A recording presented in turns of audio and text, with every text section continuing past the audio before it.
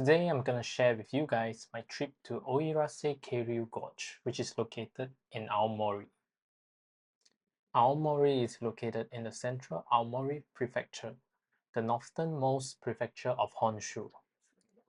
Boarding the plane from Singapore to Haneda International Airport, it took about 7 hours on the Boeing 789 with ANA. The flight came with food, entertainment, and enough leg room. The flight also came equipped with free internet for WhatsApp messages. The main dish was normal, and the highlight definitely was the Haagen-Dazs ice cream. Once we landed, we headed straight to get our Shinkansen tickets from the airport. We got tickets for tomorrow for our journey towards Hachinohe from Tokyo Station. Something to note is that you will need two tickets, one for the base fare and one for the express surcharge ticket. When entering the gantry, you will need to insert both tickets one at a time. It was about 8 p.m. and we headed straight to our hotel at Ginza. I didn't take much pictures of the room, but I wouldn't recommend staying there for long as it's really cramped. Now, this is the Hayabusa Juichigo, which we will be taking from Tokyo to Hachinohe.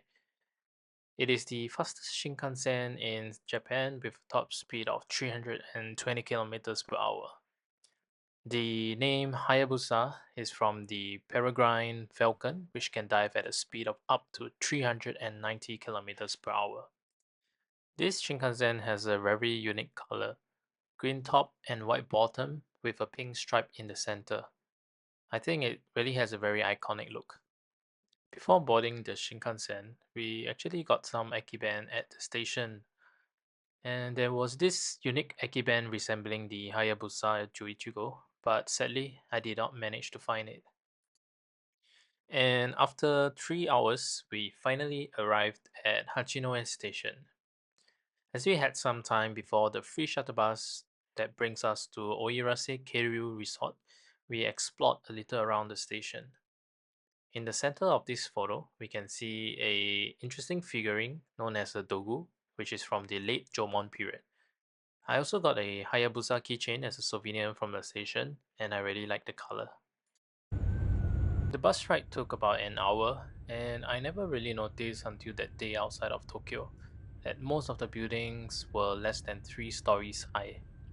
The ride was filled with rice paddies, lakes, and a lot of greenery, giving off a very chill and calming vibe. Upon entering the hotel, we were greeted with a scent of wood. We checked in at the lobby and headed further in where we enjoyed the complimentary apple juice and alcohol at the bar area. There was also some live musical performance.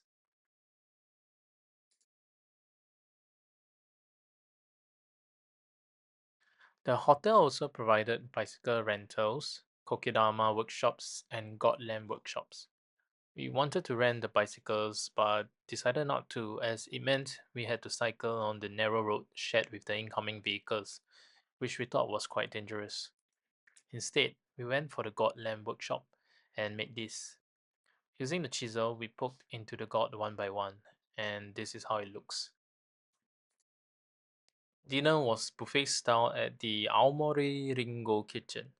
When we checked in, we had to specify the time we wanted to have our dinner and be there at the specified time. I guess it's to prevent overcrowding. For just 6,000 yen, we got to choose from a lot of different food. This was what I ate for the first round. For subsequent rounds, the tuna and steak was all that I took. For drinks, there were different apple juice up for selection.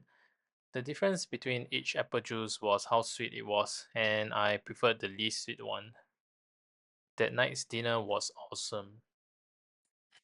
And after dinner, we strolled around the souvenir shop to see what was on sale.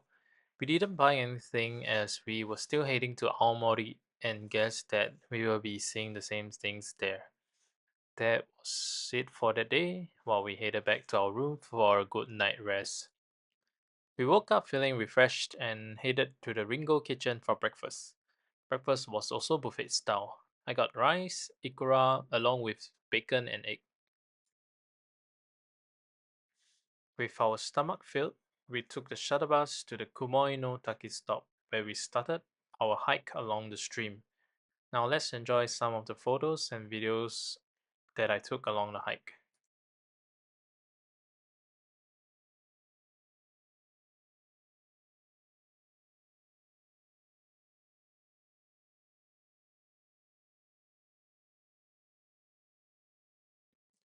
The hike felt unreal with the maple foliage and cold air. It was like something out of a movie, and it was also my first autumn foliage experience, and I enjoyed every single moment of the hike. We hiked a total of about 6 kilometers, which was filled with a lot of photo taking and short breaks along the benches provided. After 3 hours, we finally arrived at Lake Towada. The lake was undisturbed and it gave a sense of serenity. We were super lucky that day too, to have such nice weather to hike in. There was this small shop beside the lake, and it had an early 1900 vibe. The dark green chairs, yellow Pepsi fridge, and red floor tiles really made it look retro. Anyways, I got myself a kiritampo, which is a snack originated from Akita. It is pounded rice that is grilled and coated with soy sauce. It wasn't nice, but I finished it. We then waited for the JR bus to our hotel as we weren't gonna walk back another few hours. And that was it. We went back to our room to rest and relax while enjoying the autumn foliage through the big windows. That was how we spent our days at Oirase Keiryu, soaking ourselves in nature and enjoying every part of the hike. The past 3 days were filled with so many new experiences for me, and I hope you enjoyed this video. Let me know your thoughts below, and I'll see you in the next one.